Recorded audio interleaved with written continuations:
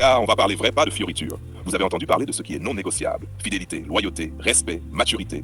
Tout ça, c'est la base. Sans ça, vous partez déjà perdant. Mais maintenant, on va parler de ce qu'on peut négocier, ce qu'on peut accepter, adapter, tolérer. Parce que la vie à deux, c'est jamais parfait. Et celui qui croit que tout doit être exactement comme lui, il va finir seul. Immersion, mise en situation, plus intime, storytelling.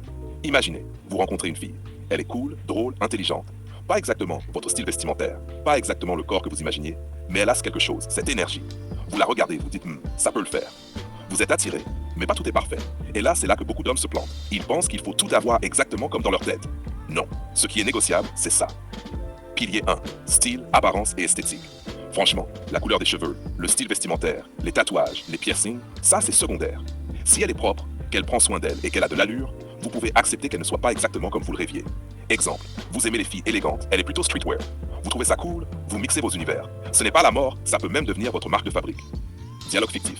Lui, je kiffe ton style, mais ce n'est pas ce que je porte d'habitude. Je peux m'adapter un peu pour toi, mais je garde ma vibe. Parfait, j'adore ce côté indépendant. Pilier 2, loisirs et hobbies. Elle aime le yoga, toi le foot, elle écoute du rap, toi de la techno. Vous ne partagerez pas tout, et c'est ok. Un couple équilibré, c'est pas faire 100% de tout ensemble.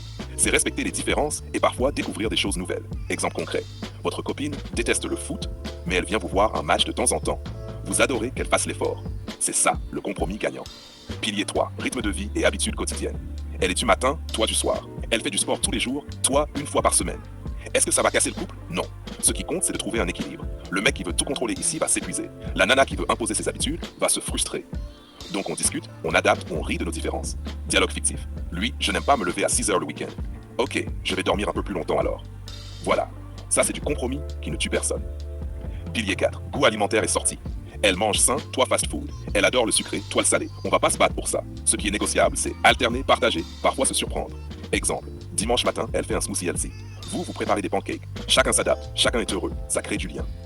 Pilier 5. Manière d'exprimer et petite manie. Elle rit fort, parle vite, bouge tout le temps. Vous êtes calme. Les petites manies, les tics, les différences de personnalité, ça ne détruit pas un couple. Ça fait juste partie du package. Ce que vous pouvez négocier, c'est la tolérance. Vous adaptez vos attentes. Vous respirez. Vous aimez la personne dans sa globalité. Pilier 6. Niveau de confort matériel et loisirs. Vous aimez les voyages luxueux, elle préfère les week-ends tranquilles. Vous aimez les soirées, elle adore rester à la maison. Est-ce que ça doit créer un conflit? Non. Le compromis, c'est partager, alterner, expérimenter. Ce n'est pas négocier les valeurs ou le respect, juste des détails pratiques. Exemple, lui, cette semaine, on fait un week-end chill. Elle, parfait. Et la semaine prochaine, on fait ton trip à Paris. Pilier 7, famille et cercle social. Elle est proche de sa famille. Vous êtes plus distant. Elle adore vos amis. Vous les supportez par politesse. C'est négociable. Tant que chacun respecte l'autre et qu'il n'y a pas de conflit sur les fondations, on peut s'adapter. Vous n'avez pas besoin